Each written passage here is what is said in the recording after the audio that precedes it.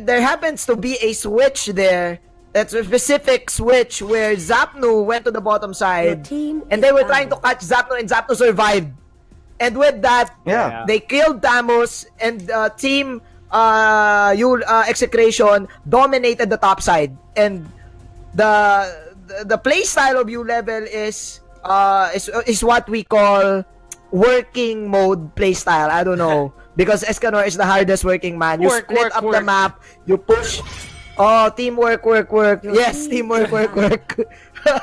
you let your side laners push, and that was just not present in this game because Execration are forcing too much of these chaotic team fights. Hayton and Scene, very crucial players for both teams, but Hayton performed so well in that previous match with the lane. And I think it's important to take note, ULVL will ban it out straight up because Execration, they are just so successful with this hate. I think Swarly and Leo calls this, or Swarly and Reptar calls this channeling the hate, wherein they just put everything on their basket and able to make him successful. But now Execration, they do have Uranus as the first pick, but they will prioritize the Kaja. ULVL, what is the answer, Osiris and Manjin? ULVL needs to adapt at this point, that if Execration getting that Kaja, this will be another hostage situation or an early game takeaway from the team. Yeah, I like the bans though from ULVL, negating that hyper panel strategy here. Okay, so this is a Natalia. I think they want to disrupt the jungle right now for their team, but the Selena is open to answer it. The Rafaela as well, which is one of the best counters to the Natalia, and the Execration can actually pull that off. But man, Execration, okay, they will go for the Bruno with 48% win rate. It's fine. It's kind of good. I think it's better than the carry because you can actually feel the Bruno's damage in the early stages of the game, especially with a Jawhead and a Kaja catch. So right now, Execration showing their core heroes. And once again, of course, this will be Chaknu's Kaja. You got the Zapnu's Ejector. And we've seen this from last week against BSB, and they were able to really take those team fights. They got the prioritization. And remember, Itamax was really good at that Kagura. He was a bit of an unsung hero, but he was like 13 assists with a good amount of setups with Yin Yang overturn. So I believe that this might be also going back to a Kagura pick with a Bruno. Wow. And thinking of Cho for Benny Cutie. Yeah, I think that Cho is, if they're gonna be picked by ULVL, or if they don't, honestly, Execration will just take it. I think that they also will have to consider Jawhead. Oh, sorry, that's not Joy. The Tham. There's the Jawhead. I mean, the answer to the Thams. So it was Terizla back then. I'm not gonna be surprised if Execration picks it up again, because the way it worked in game number 1 makes us think that it could be the answer. Now is okay. No chance for a carry. So Execration might consider Valier here or some. I think Estes will be good here. Oh, there. Oh, still Terizla. So the one thing I like about Terizla versus one thing I like about Terizla versus Esmeralda is Terizla doesn't really care much about the shield absorption of Esmeralda. Terizla, the way he becomes tanky is by increasing the damage, the magic and physical resistance. It's not about shields for Terizla. That's why it is a legitimate answer versus the Esmeralda. But yeah, Manjin with a haircut close-up for ULVL, it doesn't feel that good. But what do you think? I was kind of hoping for the Sicilian pick for Execration for me to give them the vote. But right now, there's no Ling. And the Bruno is not that aggressive, unlike the Ling. So the chances for ULVL right now is higher rather than game number 1. So I will still give this to ULVL even though I don't like the Esmeralda pick. But yeah, that's all.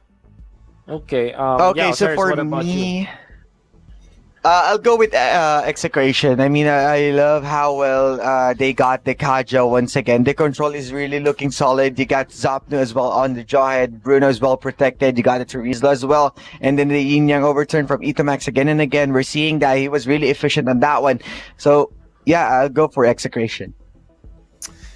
Alright, so ULVL Execration. I think I might have to side with Execration here. I don't see Esmeralda and Helkert in the same team to be successful versus Kagura, Terizla, and Bruno. So I might pick Execration here, but we've been wrong before.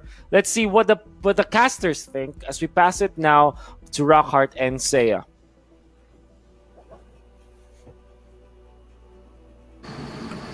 Top-notch analysis as always there from Wolf and the rest of the analyst desk. Welcome back here to the caster desk. I'm Rockhart. I'm with Seiya. We are going into Game 2, ULVL versus Execration. So, Seiya, are you... I'm guessing you're going Execration as well, right? Because it's kinda obvious. Yes, it is. To me, the fact that ULVL doesn't have any... I mean, you know, they don't have that ranged potential wherein they could use it to free hit or to back up with any more damage output that they could bring to the table. The fact that they don't have that kind of hero to support them is something that you have to take into consideration, because like what we've said, every time here counts. The same thing with every distance that each and every player could cover. And that is what Execration has, which is in the hands of the Bruno. So, well, you know, we'll see as the game progresses.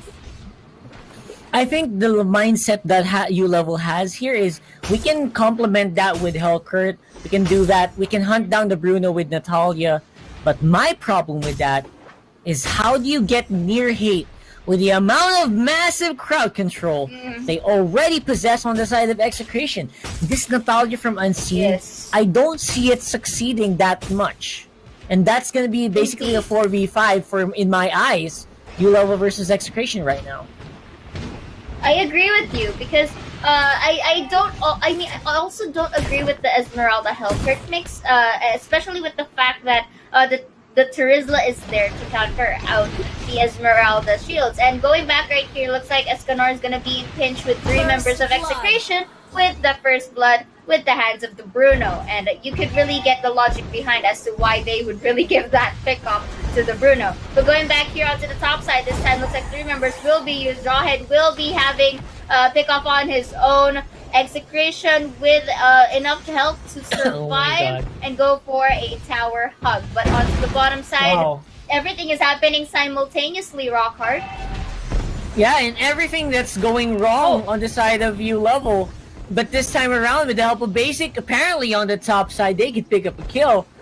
But that actually pushed that attempt at a tower dive actually set them back. Execration looked like they were ready to answer. Zapnu was waiting on the bush. A rival came in from Benny Cutie, and it did the job it was supposed to. It did, really. And, you know, it's just a matter of, you know, baiting out the members of ULVL. But again, they will be having some, you know, snacks on their own onto the middle side, utilizing the positions or the mispositionings rather of Execration. But I don't think that's a misposition because it's like when they roam and then you just happen to find out one member of Execration alone, then just really go for the kill. But again, it doesn't really make much of a difference because look at what Zapnu is just inflicting right here, using the injector and then finally with the ult and flexing the stickers. Really, Zapnu, I mean, it's a thing, but you know, it gets the job done. Resurrecting soon. And this jawhead pick, it's such a money jawhead pick because you know you get Seriously. Did you see? Zapdos threw Yeah, I away. know. What's up? What's up here? Just showing how good friends they are. Usually at that point, I'd be buying an odd potion, but you know what? I don't think Chaknu's gonna do that, so that's okay. Yeah. Throw me around all you like. That's what Chaknu's saying. So going back, I feel like this Jawhead pick is such a money pick. Counters so much of the early game aggression that U-Level can throw at them. Throw in basic, we don't care. Throw in Hellcurt, we don't care. We're still gonna get some money. We're gonna get the goal that we need. They're doing that right now again. And speaking of doing that right now, Unseen will be the one on the pitch, but the Hellcurt will be getting a pick off for himself. But the Jawhead will just use his ejectors and go for the kill. And you know, it's still they retaliate each other at this point. But going back, the numbers are high. Well, it's 3-on-3. Zapno will be flickering out to safety right here successfully. And Betty Cutie will just really shove away the members of U-Level. And that is a good thing. That's a good call because that could be a potential, you know, skirmish fight again for them because the ejector is going to be used onto the tower. Falling Star Moon will be used to immobilize the members of EXECRATION. But in exchange, Ceruso will be having a hit of his own. Yeah, seriously, the value of the Jawhead, even though he does go down. You saw it. Yes. Even Escanor on the FAMs can't out-sustain tower hits if you get thrown by a Jawhead. So far so good though. With a great, at least they pick off a tower there for the top side. So somehow Unseen on the Natalia is still providing some value to his team. Yes. But U-Level, they need to patch this up really quickly. They need to get hit on the good, they need to get Unseen on a good position. They need to get basic super tanky. Or else this could go wrong very, very quickly. I mean, we can really see the value of stealthiness for the side of U-Level right here, you know? Just utilizing the Dark Knight Falls and then Natalia with her stealthiness. But again, those were resources that were invested by one pickoff. And in exchange, look at EXECRATION. Really onto the bottom side. Divine Judgment will be used to lure out them. And let's see if that damage is enough for him to survive. And no, yes, rather, it was enough for him to survive and go back. But that is a takedown for the Bruno. And you know what? Like what I said, it is not enough because the Bruno will kill him anyway. And now it's going to be a bit of a revenge. He was basically left to go down there for everyone else has already retreated. So no other way for him to get out. But, again, they got what they wanted. They got that mid lane turret. And, that mid-tier turret on the bottom side, so that's going to be a big problem here for U-Level with such an open field. Now mid lane could go down really quickly. U-Level though answers with a turtle take of their own, which is what they need right now because they really have to start really, you know, rising up the economy if they really want to go all out with the composition that they have. But then again, I like it how the rotation is going for the side of EXECRATION, Kagura, Kaja, and, you know, Jawhead together as well to really get that potential skirmish fights all around the map. But in terms of this, because we're already 6 minutes in our game, slowly moving forward to the mid game. And yeah, like what I said, the rotations is very vital here. And I like it how EXECRATION is really luring the members of U-Level here onto the top side. And speaking of they're not. penalty zone, beautifully made by the Turisla right there. Betty Cutie just being a cutesy, just getting all those hammers right there. Falling Star Moon, not gonna get anyone, but will close in the gap to the side of EXECRATION right now. And I think it will be a pinch for Bruno right there. And Esmeralda will get a pick of his own. I like it how they separated the marksman through the other members of EXECRATION for that beautiful 3-man take. Gotta say, a bit of a disaster here for EXECRATION. U-Level finally getting something that they want. Basic hunting down Zapnu after that quick tower take on the mid lane. So, EXECRATION, they got something from that, but I'm not sure if it's worth it. A lot of farming time removed from Hate means that it just gives U-Level the breathing room to catch up, and now they are even on the economy with even more kills going over to the red side. You really have to, highlight U-Level's team fight earlier. They managed to separate the Bruno away from the Kaja and from the Turisla as well. That was really enough to shut him down. And like what you said, he needs a lot of farming time once again to really get back on his feet. And that is what they will be doing, giving again Hate more space as he goes around the map to really escalate and get those resources. Yeah, you know what the hidden perk is for U level? If this game goes on to the super duper late game, U level is gonna have so many hitters. If if this lineup gets a full 6 item pack, they are solid. And what they're doing there right now is they're showing off their potential with a very big attempt in trying to take the life of the members of Execration. But Turtle will be the primary target, giving Chu that much needed damage boost to get assassinations in the way. Just to add on to that, Blade of Despair completed from the Hellcurt. Finally, I think this will be the big difference maker in the coming team fights. I agree with you because I like it. Okay, fine. Your next go-to, especially when you're picked off and the members are flexing. And speaking of flexing, look at that beautiful pick-off done by Execration, leaving Basic in a low break of health. But in exchange, the Hellcurt will be taking the Kagura alongside with the Jawhead. Really getting those skirmishes fights through and through as they disperse out the members of Execration. Well, at least I think that's what they're going for right now, right? Just disperse everyone, catch stragglers off guard, and that is exactly how U level, I think, might win this game soon.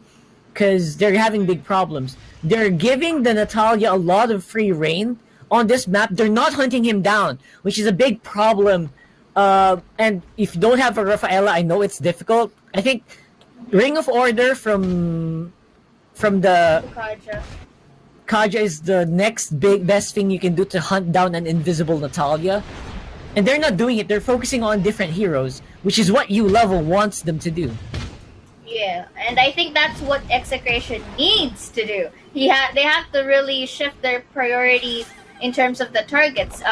Okay, we get it that the Natalia is kind of tricky to target on, but maybe what if we focus on to the ones that, not really showing some highlights on the side of U level. But again, going back, this is tricky because the stealth potential of U level is high. They have the Hellcurt, they have the Natalia, and all they have to do is just really pick off one of the squishier members of Execration to get this thing through and through for -1 per se onto that against Execration. But going back, they are going to pin this turret down, and this will leave Execration into, let's say, a limited movement in terms of map control, if ever so that this tower is going to be destroyed anytime soon. But priority in check, looks like they will be on the Lord side.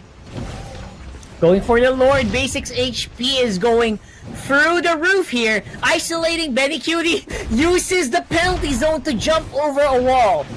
That's how careful Execration are being here in this game. They're being super careful to keep Hate alive. They're trying to not get picked off here, but U level is always finding ways to just get what they want, and that also results into the Lord going in favor of the red. I don't know about you, Rockhard, but I feel like another deja vu coming in because we noticed during the first series, the previous series, Geek Fan proving us wrong by giving us a new set of hero in play, and now I think this is what U level is doing to us right now, proving that the Esmeralda Hellcurt pick is something that everyone can work on right now. I mean, many of our panelists said that this kind of lineup doesn't really complement each other, but look at the performance of U level, what it's showing us right now. Yeah, the early game was great for Execration, but the late parts of the game, U level, they are going in hard for the objectives. Oh, look at that! E2 Max almost got taken out. They will kill each other off in the end. Hate, though, he is still alive, getting the damage done. Oh my gosh, 2 members of U level going down really quickly in that very botched team fight. I think they kind of wasted a big opportunity here by allowing Hate to stay alive, and maybe overconfidence there by the Hellcurt, by Chu diving way too deep. Yeah, I mean, the logic is there that Hellcurt will be opting for the squishier members, but the Flicker Divine Judgment in for Trapner right here. But still, Escanor life out, you really can't neglect that. But going back, the skirmish fight is in play. Esmeralda with the Falling Star Moon gonna immobilize the members of Execration. Will be taking a double kill right here and not gonna stop because the squishier members will be taken down by basic. As if it was All basic. right. It was gonna be basic with a huge amount of shields coming from the Frost Moon shield. Just tanking everything and just catching everyone with the falling Star Moon, turning things around. Top lane will be pushed very, very slowly. There is a minion defending. And the bait from Basic there.